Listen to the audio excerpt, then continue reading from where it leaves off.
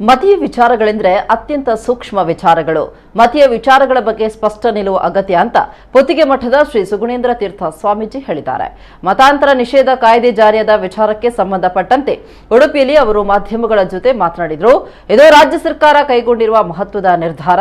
ಧಾರ್ಮಿಕ ಸ್ವಾತಂತ್ರ್ಯ ಹಕ್ಕು ಸಂರಕ್ಷಣಾ ವಿಧೇಯಕ ಮಂಡಿಸಿದ ಸರ್ಕಾರದ ನಿರ್ಧಾರವನ್ನ ಸಂಭ್ರಮದಿಂದ ಸ್ವಾಗತಿಸ್ತಾ ಇದ್ದೇವೆ.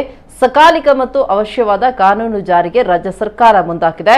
ಈ ಕಾನೂನಿನಿಂದ ಸಮಾಜಕ್ಕೆ ಒಳ್ಳೆಯದಾಗುತ್ತೆ ಅಂತ ಹೇಳಿದರು.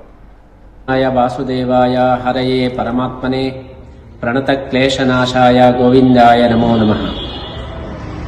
ಮತೀಯ ವಿಚಾರಗಳು ಅತ್ಯಂತ ಸೂಕ್ಷ್ಮ ವಿಚಾರಗಳು, ಸಂವೇದನಾಶೀಲವಾದಂತಹ ವಿಚಾರಗಳು. ಅಂತಹ ಒಂದು ವಿಚಾರಗಳ ಬಗ್ಗೆ ಒಂದು ಸ್ಪಷ್ಟತೆ ಅತ್ಯಂತ ಅಗತ್ಯ.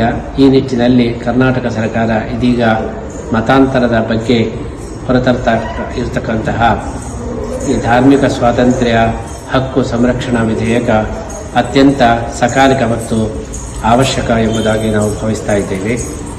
ಇಂತಹ ಒಂದು ವಿಚಾರದಿಂದ ಸಮಾಜಕ್ಕೆ ಇನ್ನಷ್ಟು ಒಳ್ಳೆಯದಾಗ್ತದೆ ಅಂತ ಹೇಳಿ ನಾವು ಭಾವಿಸ್ತಾ ಇದ್ದೇವೆ.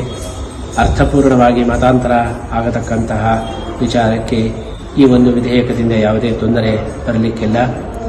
ಪ್ರತಿಯೊಬ್ಬನ ಮೂಲಭೂತ ಹಕ್ಕು ಆದಂತಹ ಮತೀಯ ಸ್ವಾತಂತ್ರ್ಯಕ್ಕೂ ಇದರಿಂದ ಯಾವುದೇ ಚ್ಯುತಿ ಬರುವುದಿಲ್ಲ.